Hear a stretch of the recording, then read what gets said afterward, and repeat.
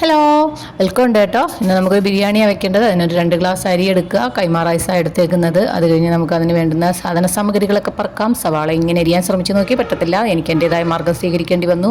അങ്ങനെ നമ്മൾ രണ്ടായിട്ട് അരിഞ്ഞ് വെച്ചേക്കുന്നത് എന്തിനാന്ന് പറഞ്ഞാൽ, ഒന്ന് വറുക്കാനും ഒന്ന് എങ്ങനെയെങ്കിലും കാണാകോണം അരിഞ്ഞാലും മതി. പിന്നെ അതിന് വേണ്ടുന്ന മസാലകളൊക്കെ പറക്കി എടുത്ത് വെച്ചിട്ടുണ്ട്. വെള്ളം തിളച്ചിട്ട് അതിനകത്തോട്ട് നമുക്ക് ഈ മസാലകൾ ഇടുക. 2 സ്പൂൺ നെയ്യ് ഇടുക. അതിന് ആവശ്യമായ ഉപ്പ് ഇടുക. ഉപ്പ് കുറച്ച് കൂടുതലിട്ടോ, വെള്ളം ഊറ്റിക്കളയാനുള്ളതാണ്. അപ്പോൾ അതിന് വേണ്ടുന്ന ഉപ്പ് നമുക്ക് വേണം. പിന്നെ അങ്ങനെ ചോറ് റെഡിയായി. ചോറ് ഊറ്റി അങ്ങോട്ട് മാറ്റി വെച്ചതിന് ശേഷം ഇനി നമുക്ക് മീൻ പുരട്ടി വെക്കാം. ഉപ്പ്, 2 സ്പൂൺ മുളക് പൊടി, മഞ്ഞൾപ്പൊടി, ഇച്ചിരി കുരുമുളകും, കുറച്ച് വെളിച്ചെണ്ണയിലാണ് ഞാനിന്ന് ചാലിക്കുന്നത്. ഏത് മീൻ വെച്ചും നമുക്ക് ഈ ബിരിയാണി വെക്കാൻ കേട്ടോ. ഇന്ന് ഞാൻ വറ്റമീനാണ് എടുത്തേക്കുന്നത്. ആദ്യമായിട്ടുള്ള പരീക്ഷണമാണ് വറ്റമീൻ വെച്ച് ബിരിയാണി വെക്കാൻ പറ്റുമെന്ന്. സാധാരണ ചൂര നെമ്മീനൊക്കെയാണ്, നമുക്കിത് വെച്ചും പറ്റും, ഏത് മീൻ വെച്ചും പറ്റും കേട്ടോ. എന്നേർത്തി ചാളയും മത്തിയും പോലുള്ള ചറവറമുള്ളത് വെച്ച് ഞാൻ പരീക്ഷിച്ചിട്ടില്ല. പാൻ അടുപ്പത്തോട്ട് വെച്ച് നമുക്ക് ആവശ്യമായ ഇതിന് മൊത്തത്തിൽ വേണ്ടുന്ന വെളിച്ചെണ്ണ ഞാൻ ഒഴിച്ചേക്കുക.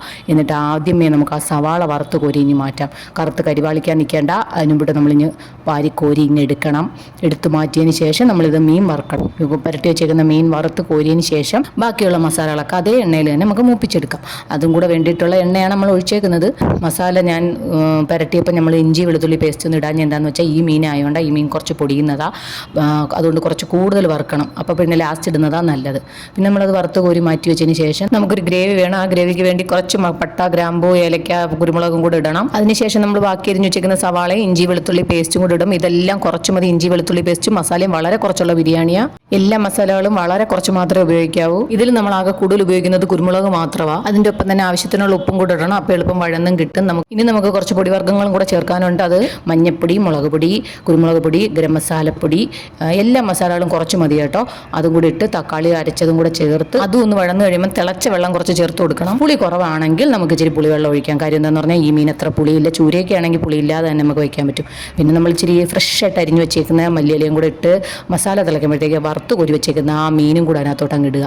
ഒരുപാട് ഇട്ട് ഇളക്കരുത്. ഇത് പൊടിയുന്ന മീനാണ്. അതുകൊണ്ട് തന്നെ നമ്മൾ ഹാൻഡിൽ വിത്ത് കെയർ ആയിരിക്കണം. എന്ന് കരുതി ഹാൻഡിൽ ഇല്ലാത്ത ഈ തവി ഉപയോഗിക്കണമെന്നില്ല. അത് കഴിഞ്ഞ ശേഷം അത് അടച്ചങ്ങോട്ട് വെച്ച് തിളച്ചൊന്നും ഒരു പരുവാകുമ്പോഴത്തേക്ക് കുറച്ച് ഗ്രേവിയോടുകൂടി ഇരുന്നോട്ടെ. ഒരു 3-4 കഷ്ണം ഉലുവ ഇടാം. അത് തികച്ചും ഓപ്ഷണലാണ്. ഈ സമയത്താണ് നമ്മൾ എരിയും ഉപ്പും ഒക്കെ നോക്കി ആവശ്യം ഉണ്ടെങ്കിൽ ഇനി വീണ്ടും ചേർത്ത് കൊടുക്കേണ്ടത്. അതെല്ലാം സെറ്റായി കഴിഞ്ഞാൽ പിന്നെ നമ്മൾ മീൻ ഇനി കോരി മാറ്റണം. അതെന്തിനാന്ന് വെച്ചാൽ, ഈ മീനായതുകൊണ്ടാണ്. വേറെ മീനാണെങ്കിൽ നമുക്ക് കോരി മാറ്റണ്ടായിരുന്നു.